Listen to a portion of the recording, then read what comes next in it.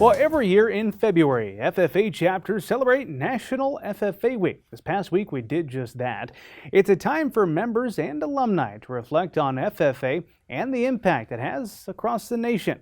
We thought it'd be a good time to catch up with a member of the Nebraska FFA State Officer team to learn about the current size of the association.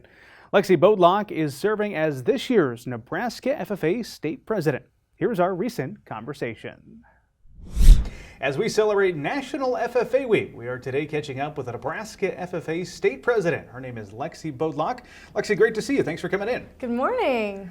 Tell us a little about yourself. You hail from the Pender FFA chapter, correct? Yes, I am. I'm from Pender, so in the northeast corner of the state, and it's been really awesome to travel and see the rest of Nebraska this year. But I grew up in a small town, and so I was really fortunate enough to have a lot of supporters in my community. I was able to explore a lot of different parts of agriculture, so I worked at a local greenhouse, and then I eventually took that on as my own project, and then I was lucky enough to also grow up on a corn and soybean operation, so I've been involved in that part of agriculture as well. Was FFA something you always thought you were going to do? Talk to me about how you joined the organization. So Mr. Bartlett has it down to a science. That's my ag teacher. And he does a lot with those elementary students. So from a very young age, I always saw those big kids in the blue jackets, and I knew that I wanted to be one of them for sure. So during elementary ag day, we would make ice cream, go to the petting zoo, all of those sorts of things. And then as I got closer to junior high and high school, I sort of saw what FFA could provide me as far as opportunities and leadership development. And I joined my freshman year, and I haven't looked back since. Well, every time we get to sit down with one of the Nebraska FFA state officers, it seems like the organization continues to grow in not only the number of members, but the number of chapters. I assume you guys are continuing that trend. Kind of give us the state of the Nebraska FFA Association. Yes, so we're almost at about 12,000 members now, which is phenomenal, and we've added about 10 new chapters this year, so we're up to around 210 chapters. So it's been awesome to see the growth. Why do you think FFA and ag education continues to grow in the state? I think that now businesses are sort of realizing how important it is not only to have workers, but skilled workers. That seems to be our issue in Nebraska with the labor shortage. And so investing in those younger members and providing them not only with those soft skills, but also the opportunity to practice some of those more technical skills like welding or things like that, where we're getting real hands-on experience in a shop.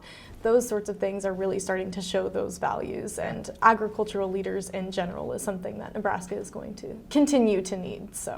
Well, it's a big week, National FFA Week. How are some of the ways you yourself and your teammates are celebrating, but also the Nebraska FFA members across the state this week?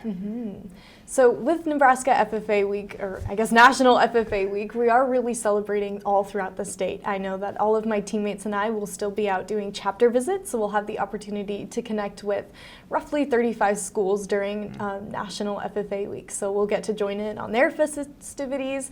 As a team, I think we're really taking the opportunity to reflect on just what FFA has done for us, and then what we can do to really provide and serve the rest of our members for the little bit of time we have left this year. So you referenced only a little bit of time left because the state FFA convention is quickly approaching, about a month away here as you and I have this conversation at the end of March.